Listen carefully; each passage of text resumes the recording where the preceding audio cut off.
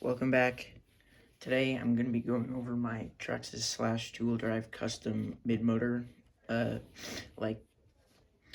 build, and I'm going to be taking you through how I built it, why I did it, and what are the performance gains that you get from it over stock. So first off, what I did was I opened up Onshape, which is a CAD software, and I went in and I took some measurements off the stock LCD chassis. I don't have it with me right now, but what I did was I measured up the holes right there and back here with the stock, except the transmission. You just put the same holes for the main part, and then you just flip the two holes that go in the front. They'd be right here. You put them right here instead. And the front's just normal. These two holes are from my bulkhead, my steering rack that I was trying to put in there, but it didn't work out. I'm currently in the process of redesigning it.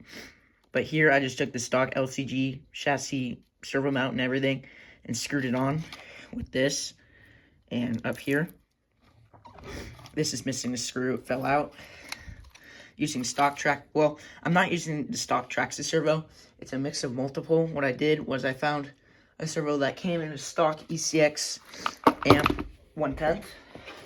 This bad boy right here. Well, actually, it might be an aftermarket one because I got it from I got them used, and it was metal geared and all that cool stuff. But the servo, but like the motherboard and stuff were dead. So what I did was I took stock TRAXXAS servo and I took it all apart, took out the board and the motor, and put it inside and meshed it with the metal gears from the other servo. Put a TRAXXAS bottom piece on. The middle part is actually the servo that came out of the amp. And then I just put a stock TRAXXAS 2075 front cover on there. And yeah, it works wonders. It's really good. I'll give you a preview real quick. So to plug it in, my switch is broken, so I just plug it in. Controller, still running stock. It's connected. It's not the fastest, but it works. And it's really strong, so that's a good thing. Next up, what I did was, this main plate, these two holes line up for the steering rack in there. This isn't screwed down yet because the holes weren't lined up, so that's being redesigned as well. But I drilled holes right here and right here, and put 25mm spacers. I'm going to update them to 30mm so that fits correctly, because currently it's like at an angle, and that needs to be fixed for it to be better. And I also need to design this inside a little bit more, because when this is fully compressed, it hits that and doesn't go all the way like that.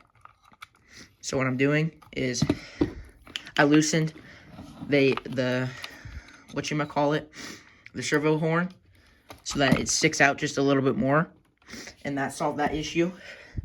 I'm currently running 4S in this Hobbywing Max 10 D2 140 amp 2400 kV combo from Hobbywing. Running two Racing fans, one on the top, one inside, because I burnt out the one on the inside, and my programming port is dead, but I have a hack that's in one of my other videos on how to still program it. I'm running, 20-tooth pinion and a 40-tooth spur gear. I'm running Techno drive shafts, the updated ones, RPM arms all around, offset compensating ones up front, Proline body mounting system, team associated SC 6.2 shocks,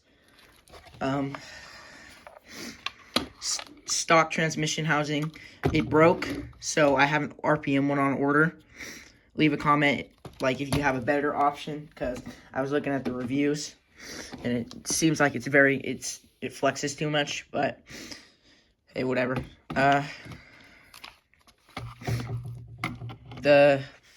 What else is there?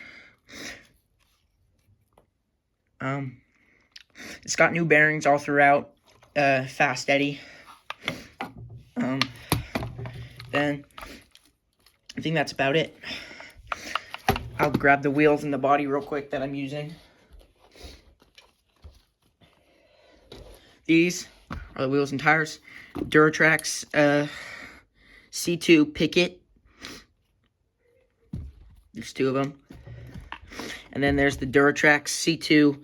I don't remember what these ones are, but they're 17 mil. I'm running 17 millimeter spacers. I mean, hex adapters from Amazon. I would not recommend them. They broke within 2 runs, so they're kind of separate now. Then, oh, the caster, the hub carriers in the back. I'm running the 1.5, like toe in, like degrees of toe, and they're facing the opposite way because, you know, the stock A-arms, like for the slash, have a toe. Like if you hold it straight, it goes down, like it has a toe in. So I'm running these the opposite way, so it kind of cancels it out.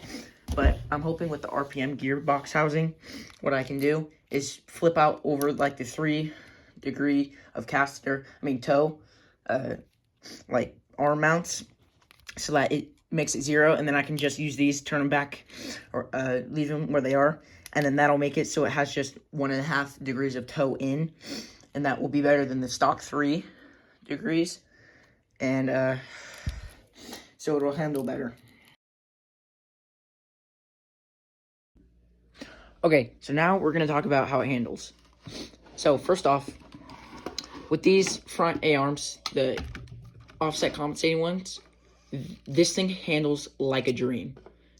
It will go over jumps, soaks them up, no problem, and it gives it a little bit more travel as well because they're longer.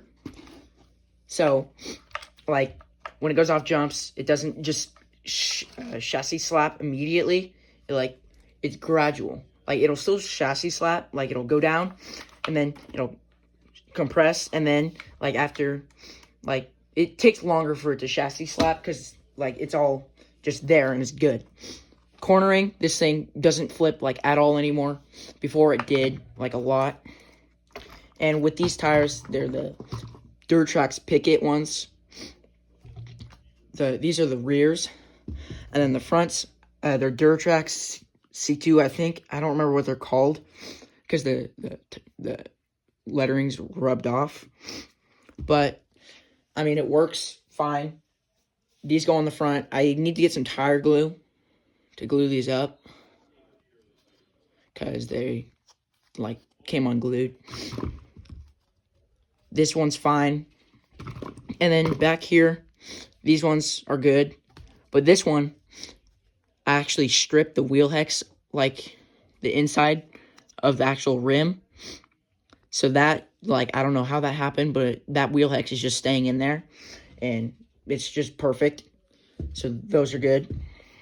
The rear, I should probably do a little bit more adjustments, but I have the RPM rear A-arms for the slash. Well, funny thing, I actually ordered TRAXXAS Rustler ones, RPM A-arms. Let me see where they went. I have them with me. Where's the last one?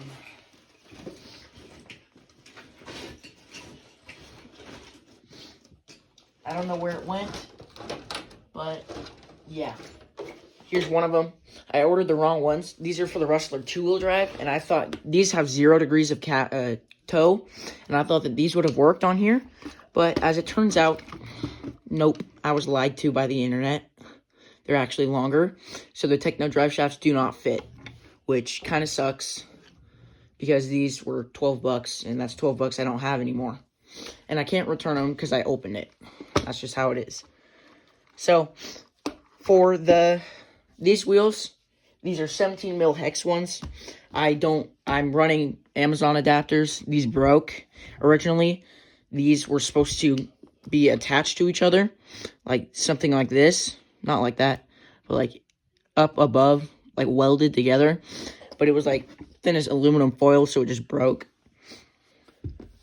So with the weight, this thing is like perfectly balanced for how it is. It doesn't nosedive. It doesn't do anything. It's just perfect. With the mid motor, it's like it's planted, doesn't wheelie. It just squats and goes. Like when you slam on the accelerator, it'll slam down. Like the back will go down and it'll just go forward. And that's just like really good because with my body shell, I'm running a Team Associated SC8 body, cut out, has all the cuts out, back as well.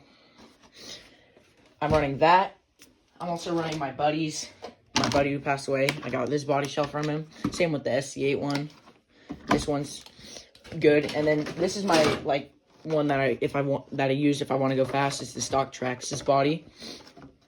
I just cut it up because I had tires on it and they just blew up and just destroyed everything. So I cut that one up. That's like go fast and not flip body. I don't think that the SC8 one will flip anymore either. But, I mean, that's good. These associated shocks are really good. They soak everything up. I think I'm running TRAXXAS silicone shock fluid in them. So, overall, it's pretty good. I need to adjust my steering angle and, like, my toe and stuff like that so it will drive a little bit better. And I also need to invest in some threaded hinge pins because these are just the E-clip ones, and I'm missing the E-clips on the back of both of them, so these just wiggle around. But overall, it handles really well, and yeah. So, like I said, everything's like perfect where it is. I'm actually gonna start making these kits and selling them. Like, it's just perfect. And yeah. Okay, so now we are going to talk. Well, this is my final thoughts of having this thing and my design. So this design is like perfect. I just need like the design layout and where everything is put is perfect. This thing handles like a dream. It just doesn't flip. It doesn't do any of that stuff that like the stock Slash will do. And I'm overall like really happy with this. And I will definitely be buying another Slash and doing this to it. And I'm also planning on making these kits, like full-on kits, once it's fully done and selling them. Maybe like $50 to $75 for everything. Like screws, hardware, all that stuff. Just the chassis plates and the spacers. Right here. And that will greatly, I think this will make the Slashes more competitive in the racing scene. I mean, you could also go with the Chuckworks RC chassis, which is like triple the price of what I would be selling these for. Well, double for 75, but triple for 50. And I just wanted to give you guys an idea of what I've been working on and my plans for this truck. Feel free to like and subscribe, and I will catch you in another video. Goodbye.